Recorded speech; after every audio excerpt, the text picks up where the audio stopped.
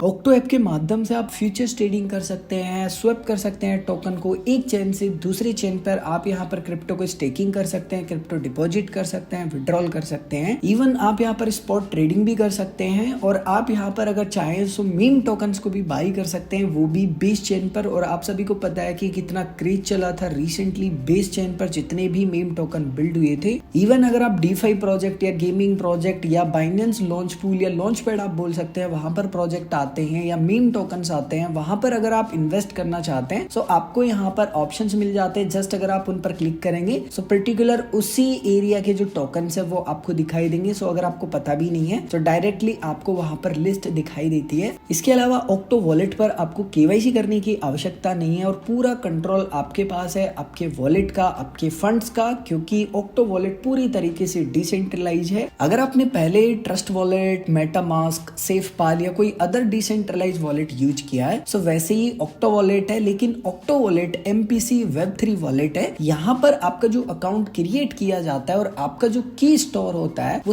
3 part में divide किया जाता है। यानी कि आपका जो की होता है ना वो डिफरेंट जगह सेव होता है। फॉर एग्जाम्पल कि जो एक पार्ट है वो आपका डिवाइस में सेव होता है और जो दूसरा पार्ट होता है वो आपका iCloud या गूगल ड्राइव, डिपेंड कि आपके पास कौन सा मोबाइल है या फिर कौन से मोबाइल को यूज करके आप अकाउंट क्रिएट कर रहे हैं। और जो तीसरा पार्ट होता है ना वो सर्वर पर सेव होता है। यानी कि 100 बातों की एक बात कि हैकर ने अगर आपका मोबाइल हैक भी कर लिया तो सिर्फ आपका जो की है ना उसका एक पार्ट उसको मिला है, जब तक कि वो तीनों पार्ट हैक नहीं कर लेगा। यानी कि जब तक कि वो आपके मोबाइल पर जो की सेव है उसको हैक नहीं कर लेगा, जब तक कि गूगल ड्राइव या फिर iCloud पर है वो हैक नहीं कर लेगा, या फिर ऐप के सर्वर पर जो आपकी की सेव है उसको हैक नहीं कर लेगा, तब तक वो कुछ नहीं कर सकता। इसको आप ऐसे भी मान सकते हैं कि एक ताला है और एक ताले की चाबी है। ताले की चाबी के 3 टुकड़े कर दिए, अगर एक टुकड़ा लाके उस ताले को खोलने की कोशिश की जाए सो वो इम्पॉसिबल है, क्योंकि 2 टुकड़े अभी है नहीं। जब तक कि 2 टुकड़े आएंगे नहीं पूरी एक चाबी बनेगी नहीं और ताला खुलेगा नहीं। सो वैसे ही यहाँ पर है ऑक्टो वॉलेट में। आपके वॉलेट को अगर आपको एक्सेस करना है सो आपको तीनों जो पार्ट है सिंपली वो चाहिए होंगे, तभी आपका जो वॉलेट है सिंपली वो यहाँ पर लॉगिन होगा।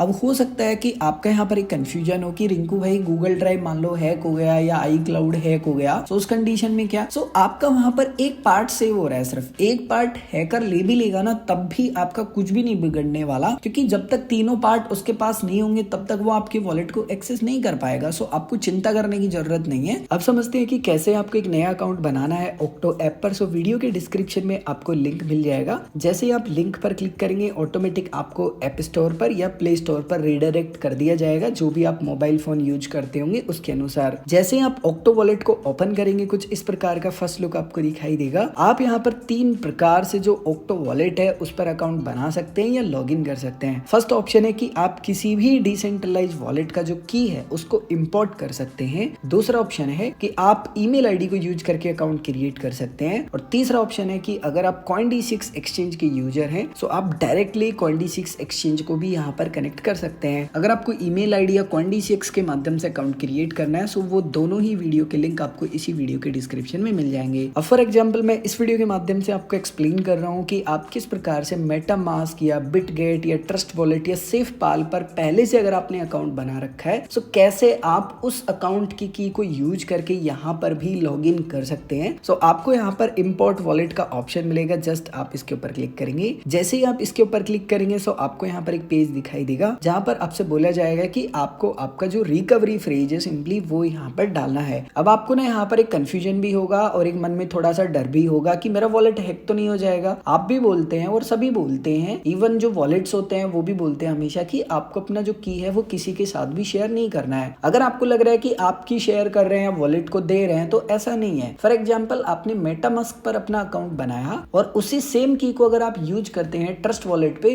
तो मेटामास्क पर जितना भी फंड रखा हुआ है वो ट्रस्ट वॉलेट पर शो होगा। सो आपकी की है डिसेंट्रलाइज वॉलेट की, उसको आप किसी भी डिसेंट्रलाइज वॉलेट पर इंपोर्ट कर सकते हैं और उस फंड को एक्सेस कर सकते हैं। और सेम कुछ उसी प्रकार से आप यहाँ पर किसी भी वॉलेट का जो की है वो लाके यहाँ डालेंगे, जो भी फंड होगा उस वॉलेट में आपका वो यहाँ दिखाई देगा और आप आसानी से यूज कर सकते हैं। सो फॉर एग्जांपल मान लीजिए आपका किसी भी वॉलेट पर अकाउंट है, मेटामास्क, ट्रस्ट वॉलेट, सेफपाल, बिटगेट या किसी अदर वॉलेट पे, सो उसका की आपको यहाँ पर लाके डालना है। या फिर अगर आप टाइप करते हैं सो कैसे करेंगे, मान लीजिए 12 डिजिट के फ्रेज है, आपका फर्स्ट फ्रेज रिंकू है, मैंने यहाँ रिंकू डाला। ध्यान रखिए जब आप पूरा एक वर्ड लिख देते हैं सो आपको हमेशा एक स्पेस देना है और लास्ट का जो आपका वर्ड होगा वहां पर कोई भी स्पेस नहीं होगा। मानो रिंकू मेरा 11वां वर्ड था और 12वां वर्ड मान लीजिए मेरा सोनू है, तो सोनू लिखने के बाद में मैं स्पेस नहीं दूंगा, स्पेस बिल्कुल भी नहीं होना चाहिए, अदरवाइज वो इनवैलिड शो होने वाला है। अब मैंने यहाँ पर अपना जो वॉलेट की है सिंपली वो डाल लिया है मेटामास्क का। उसके बाद में इंपोर्ट वॉलेट वाले ऑप्शन पर क्लिक करूंगा, उसके बाद में प्रोसेस होगा, थोड़ी देर आपको वेट करना होगा। आपसे ये पिन सेटअप करने के लिए बोलेगा। अब जरूरी नहीं है कि आपके मेटामास्क पर जो पिन है वो प्रोवाइड करवाने, आप कोई भी पिन बना सकते हैं। उसके बाद में आपको जो पिन है वो वापस से कंफर्म करने हैं और अगर आप चाहें तो यहाँ पर जो फेस आईडी है वो भी इनेबल कर सकते हैं। मैंने यहाँ पर जो पिन है वो वापस से कंफर्म किए, यहाँ पर मैं एक बार अलाउ कर देता हूँ ताकि जो फेस आईडी है वो भी सेटअप हो जाए। अब जैसे कि आप देख रहे हैं यहाँ पर लिखा हुआ आ चुका है कि आपका जो वॉलेट है वो इंपोर्ट हो चुका है। जस्ट मैं डन पर क्लिक करूंगा, उसके बाद में आपको ये बेसिक जो फीचर्स हैं उनके बारे में बताएगा। आप यहाँ पर कहीं पर भी क्लिक कर ले फिर वो आपको नहीं बताएगा। अगर आप वॉलेट पर क्लिक करेंगे सो आपके वॉलेट में जितना भी फंड होगा जो आपने फिलहाल इंपोर्ट किया है वो फंड आपको यहाँ पर देखने के लिए मिल जाता है। सो आप किसी दूसरे डिसेंट्रलाइज वॉलेट की को यूज करके कुछ इस प्रकार से अपना जो अकाउंट है वो क्रिएट कर सकते हैं या इंपोर्ट कर सकते हैं। अगर आपको ईमेल आईडी या CoinDCX के माध्यम से अकाउंट क्रिएट करना है सो वो दोनों ही वीडियो के लिंक आपको इसी वीडियो के डिस्क्रिप्शन में मिल जाएंगे। अगर आपका अभी भी कोई भी कंफ्यूजन है, आप कुछ भी पूछना चाहते हैं तो कमेंट करके पूछ सकते हैं।